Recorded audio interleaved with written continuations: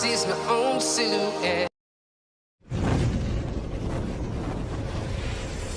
Tingnan natin kung maganda ba yung sounds nitong nabili kong Bluetooth speaker. Naka-sale siya sa Lazada. Yung price kasi nito nasa 480, ganun. 500 plus kasama shipping fee. Ngayon, nakuha ko siya ng nasa 430 kasi naka-sale. Yung ano nito guys, maliit lang siya. 5 inches yung nakalagay doon sa specification niya. Tapos, yung length nito, dalawang cellphone. Mga 12 inches. Tapos, ito naman, more or less, 7 inches. Ito yung amplifier nito. AC, 220 volts, and then pwede siya sa battery na 12 volts DC. Yan, meron siyang volume, may treble, may bass. And ito yung sa 12 volts. Ito naman yung para sa AC niya. 110 to 240 volts. On and off. Yan. Meron siya guys lagayan ng USB. May lagayan ng memory card. And may kasama tong remote. Kasama tong remote guys. Yan. Tapos, ito yung ano niya. Previews, play, next. Dito din yung pang-scan sa FM. Kasi meron tong FM eh. So, try natin guys. Kung malakas ba. Kung okay ba yung sounds niya.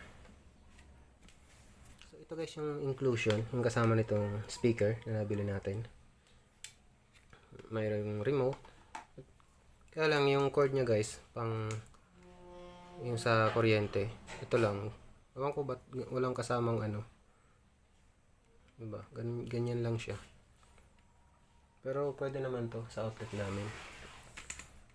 Yan. Tapos, mayroong kasamang wire pang battery. 12 volts. Diba? Yan lang yung kasama niya guys. Yan. So, test na natin. Try natin kung malakas.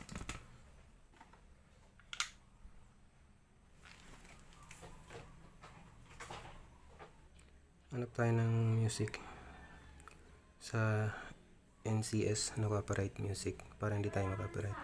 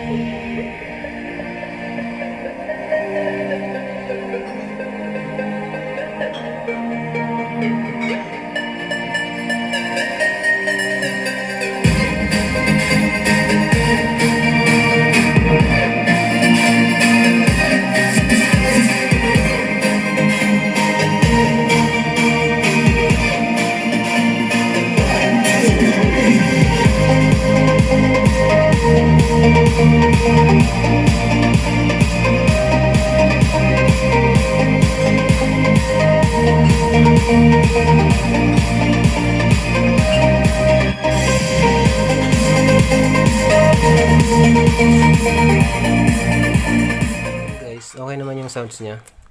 Malakas naman and buo naman yung bass. Tapos pag in-adjust natin yung treble, mas maganda yung combination ng tunog niya. Mas ma-appreciate nyo yung ano niya, yung bass, yung kalabog pag gumamit kayo ng headset or earphone. Buo yung sounds niya, buo yung tunog. So sa tingin ko hindi naman tayo lugi nito sa price na 400 plus. Okay naman, maganda naman yung tunog niya. Yan nga lang, wala kasi siyang salpakan ng mic. So hindi tayo dito makakapag video okay.